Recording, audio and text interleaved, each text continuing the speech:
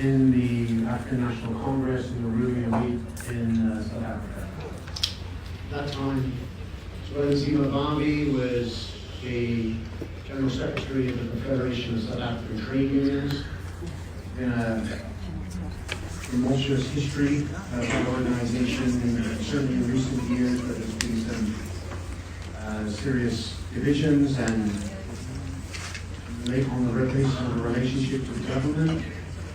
Zwelinzima Vavi is now the General Secretary of the South African Federation of Trade Unions, which includes the largest union in Africa, NUMSA, who are with us today, as well as other unions from South Africa. It's a vibrant, young organization, going back to basics of militant social trade unionism. So it's a great honor for me to be able to introduce our comrade Zwelinzima Vavi, and come up here and give us a special presentation.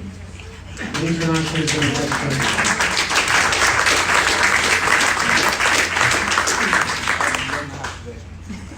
Manda. Manda. Meaning is ours. Amanda means power. Power. Power is ours. When I say Amanda, you say Awi too. And when I say power, you say our power. Thank you very much, Sean, and thank you very much for the kind words, and good afternoon to you, dear comrades and friends. And thank you very much to the School of Labor and Urban Studies, the Northern Ireland, and as well as my colleagues in the Trade Union for Energy Democracy, who are allowing us to say some few remarks on the issue of just transition. The discussion we have today is of utmost importance for unions and their allies in the working class. The threat of climate change amounts to a planetary emergency. However, when there is fire, the fire brigade must know where to go and what to do. After the first presentation this morning by TUED, it should be absolutely clear that the forces of capital know that there is fire, they hear the alarm bells, and these alarm bells are ringing loud. But they are not capable of responding to the emergency. They cannot control the blaze, and so the blaze is blowing uncontrollably almost. The current policy framework developed by neoliberals more than 2 decades ago, the so-called sticks and carrots approach aimed at private investors, has been a monumental failure. The dangers of global warming were recognized at the global level 30 years ago and in the late 1980s. And the first Earth Summit took place in Rio de Janeiro in 1992. During that period, the use of fossil fuels has doubled, or since after that conference, the use of fossil fuels has doubled and emissions have skyrocketed. Consequences for workers, we all know that this has led to severe problems with the climate change. In South Africa, the reality of climate change cannot be denied any longer. In our country, with the infamous title already of being the most unequal society in the world, we face yet another deepening inequality and is now 10 to 20% poorer as a result of human-caused climate change. In just the past year, we have seen a slate of devastating climate impacts, which have truly brought home the effects of climate change. In KwaZulu-Natal, which is one of our provinces in South Africa, raging floods washed away homes and roads, killing over 70 people just a few months ago, around January, displacing nearly 1,500 people and costing that province of KwaZulu-Natal over R1 billion in damages. In the Eastern Cape, another province where I was born, the same is happening. There is an ongoing drought which is ravaging, leaving many communities without access to water and posing a widespread threat to food security. In August, a university in that province called Fort Hare and another one now called Walter Sisulu University has had to close down due to water shortages.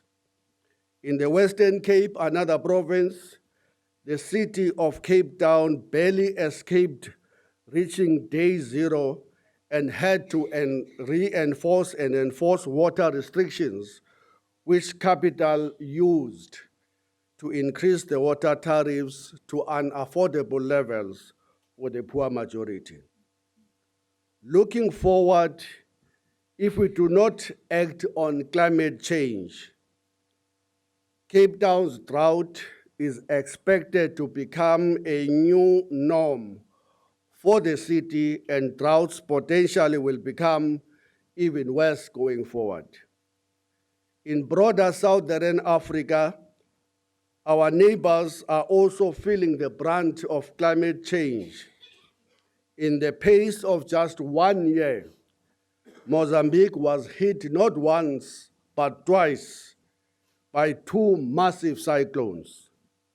Cyclone Idai was one of the worst tropical cyclones on the record to affect Africa and the Southern Hemisphere, leaving 1,300 people dead and impacting upon over 3 million others. Over 90% of the city in that region of Mozambique, or a city inside Mozambique country, over 90% of that city, Beira, was destroyed. Shortly after Mozambique was devastated yet again by yet another strongest storm on record, Cyclone Kenneth, destroyed 80% of the homes in the Makamoya district in Mozambique. Further inland in Zimbabwe is facing a climate disaster of its own. A severe drought has left much of the country reeling from water shortages. In Harare, over 2 million people have been left without water access to the city, restored to turning off people's taps to deal, or the city have to resort to turning off the people's taps in order to deal with the water shortages. In my own town, where I consider it my real home in the Eastern Cape, people in the past week or two have had to spend 5 days without water. And people could not even go to churches, could not go to schools. It's an absolute disaster. Meanwhile, countries are not honoring their commitments they made under the Paris Agreement that was negotiated in 2015. The Intergovernmental Panel on Climate Change special report on the 1.5 degrees has pointed out that a radical reduction in emissions is needed between now and 2030 to stay within relatively safe levels of warming. We hear much talk that suggests the success of transition depends merely on sufficient political will or ambition. On the other occasions, it is either stated or implied that the transition to a low carbon economy is, and we quote again, they say inevitable or even underway. This is completely false. Statements that suggest the transition is inevitable and therefore very dangerous are therefore very dangerous. They serve to disarm us. Now, in the recent years, there's been much attention directed towards the concept of just transition. Just transition is a preamble to the Paris Climate Agreement negotiated at COP21. The text affirmed, and we quote, the imperative of just transition of the workforce and the creation of decent work and quality jobs by nationally defined development priorities, end of quote. Unions fought hard for this language to be included, and it embodies the principle that the transition to a low carbon future will entail disruptions to workers in energy intensive sectors. But it will also present opportunities for good jobs with acceptable pay and working conditions. Getting this language in agreement was a major achievement given the fact that the UN climate talks have been almost completely captured by the multinational corporations.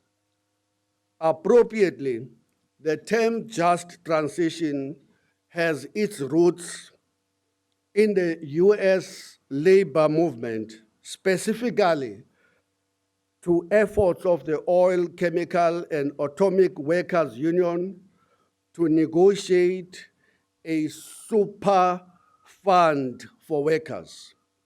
When a large chemical facility in New Jersey was closed down in the mid of 1980s because its toxic footprint had attracted opposition from environmental groups and government officials. More than merely income protection for the plant of 650 workers, the union also sought a program of government-funded retraining for those displaced by the closure of the plant. OCAO President Tony Mazzocchi, who was from Brooklyn, here in New York, used the term just transition to capture the basic idea that if policy changes threaten workers' jobs for environmental protection or disarmament, for instance, those workers should be protected from or compensated for any negative consequences. However, today, there is a problem with this safety net. Transition, and it is this, there is no transition, no shift away from the fossil fuels. All forms of energy use are expanding. Oil, gas, nuclear, renewable energy, wind, solar, and hydroelectric power. However, the term just transition is now being used as a shorthand for yes, yes, yes, pass in the South African language, We acknowledge that workers might be anxious, but don't worry. When the likes of anti-union Richard Branson and other billionaires use this just term, it makes me very angry.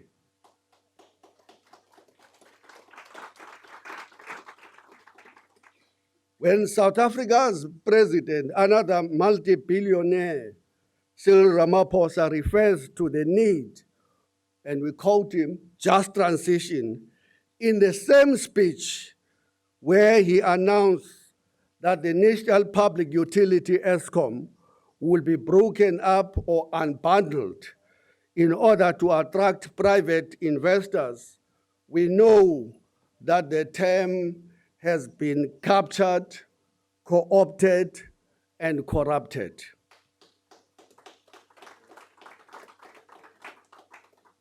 We, the climate movement and the trade union movement, can no longer afford to endorse the central premise of the so-called liberal business establishment of the mainstream big green NGOs and of market-focused think tanks. Some in our various movements have tried that and it did not work. We need a different approach aimed at the working class, aimed at youth, and aimed at those who are seeking a real change. We must challenge the current arrangements of power, ownership, and profit. Our just transition, therefore, starts from the following realities. A discussion on just transition should, in our very strong view as South Africans, not be separated from the debate on the imperatives of development. In South Africa, the central crisis facing humanity is development. It is the fact that 38% of the population is unemployed, that 56.4% of the youth are unemployed, that 47% of the Black African women are unemployed, that up to 7 of the 9 provinces have an unemployment rate of more than 40%.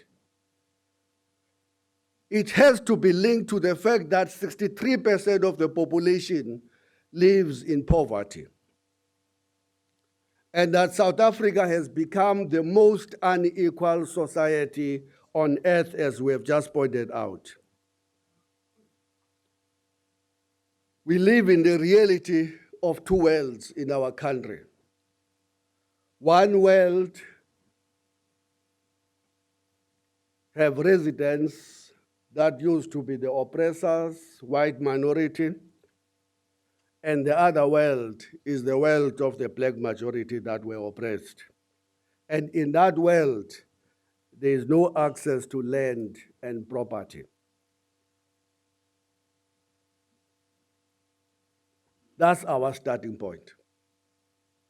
And I'm sure when you hear these figures, you're shocked to your bone marrow as to how we seem to accept that this has become a norm in a country of so much wealth and riches. But there's some disease in the African continent that we must undo. And that disease is called love and tolerance. When we love completely our liberation movements. We become uncritical to them.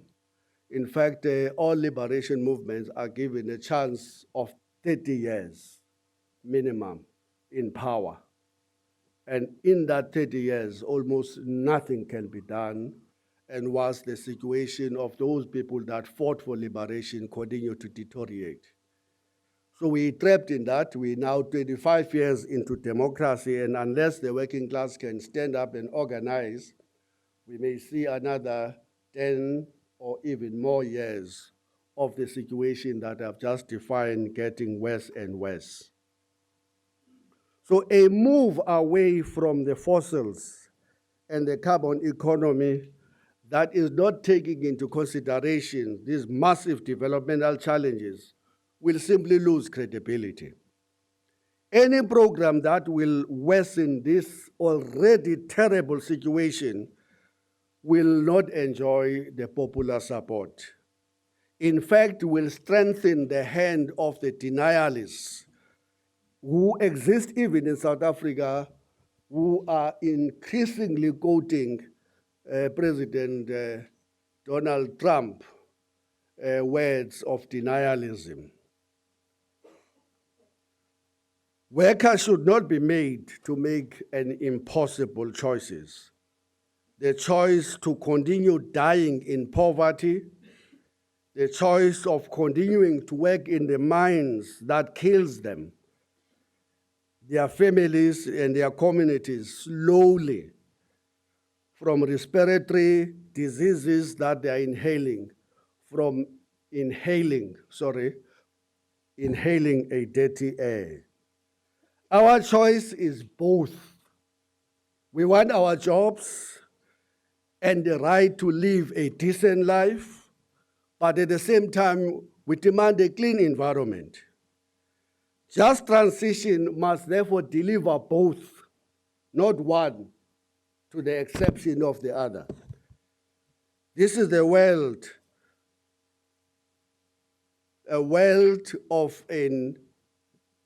prosperity for all, where there will be no tolerance of inequalities, poverty, and unemployment, but also a world where we know we will bequeath to our children a sustainable world and a sustainable society. And that's why this conference is so historic from that point of view. Protecting distinct groups of workers, which under the current systems of exploitation is very unlikely, will be like trying to unfold an umbrella under Niagara Falls. From what we have heard today, capital has failed to drive transition to low carbon and truly sustainable economy. This should come as no surprise. Moreover, where changes are happening, the transitions are not just, they are profoundly unjust.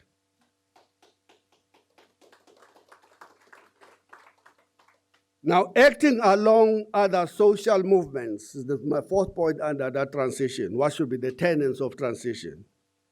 Acting with women, youth, indigenous, and others, unions can begin by explaining that the struggle to protect climate and our ecosystems will entail a battle for power.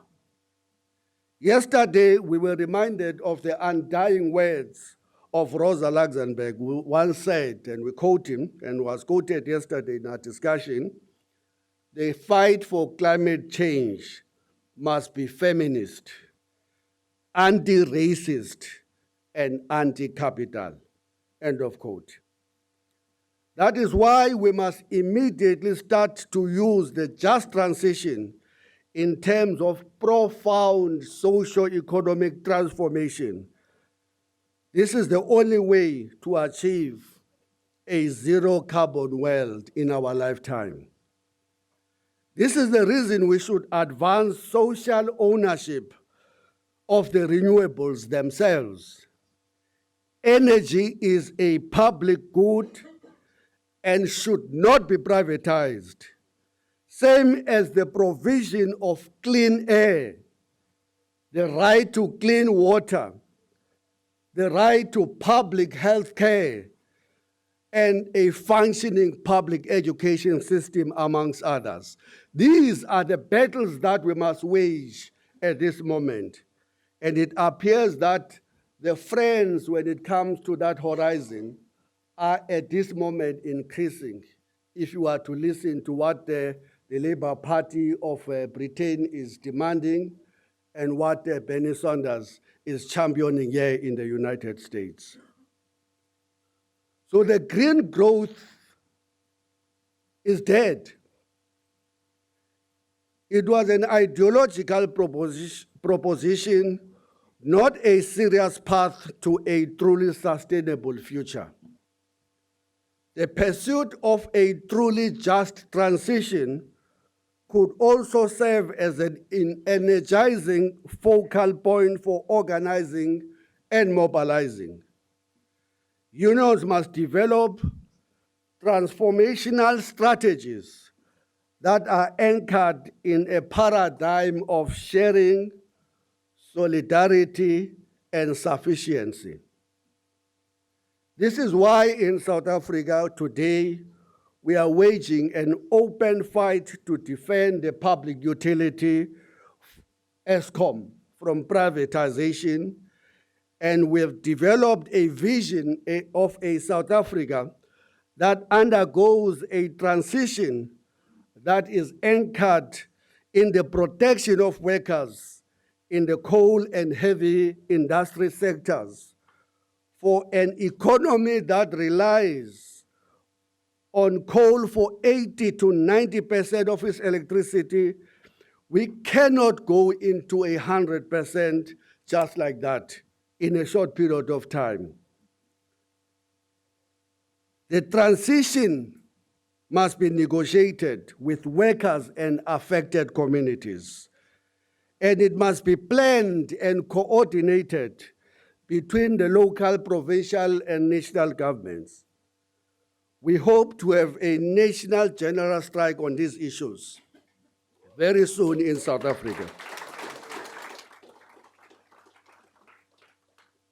Moreover, the current way of developing renewable energy through foreign-owned private companies, the so-called independent power producers, that refuse to produce and hire locally, is not our idea of a just transition. Socially owned renewable energy developed at cost and not at profit basis is the best way to take advantage of South Africa's abundant wind and sunshine.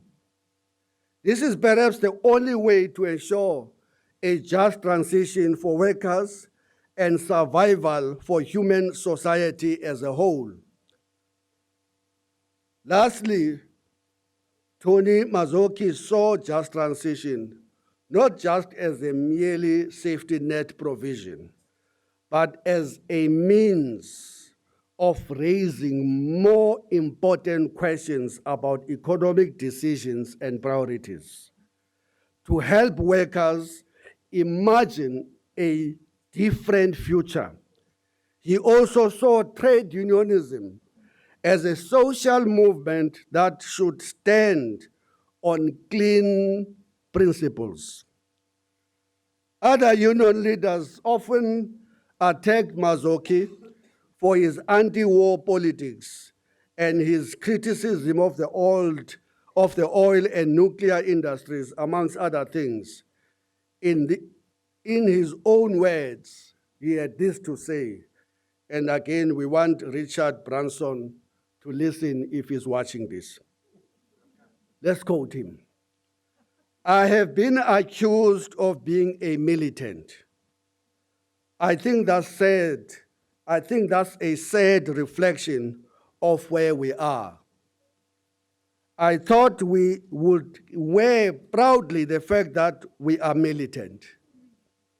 I don't intend to bow before any unjust company, unjust government, or the tyranny of any form.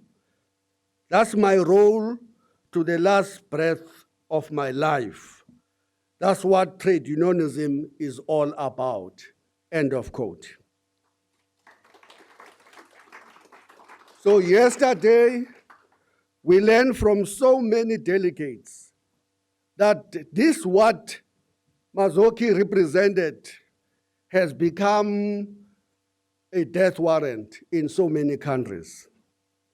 In Colombia, trade unionists and activists are being killed almost, we are told on average, one person dies in that country for just demanding clean air and a sustainable future.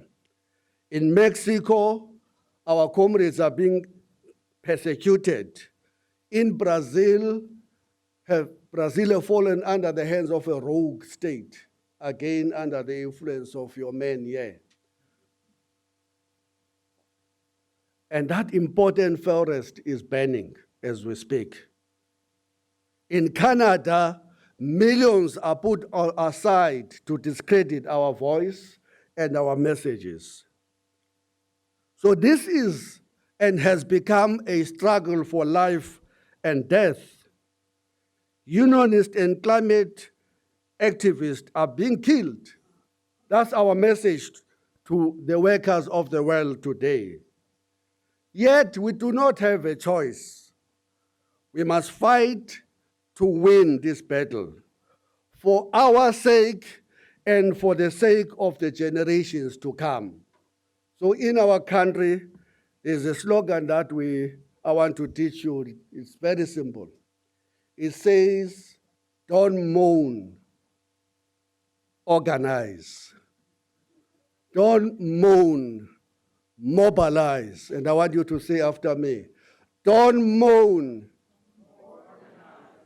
Don't moan. Mobilize. Thank you very much.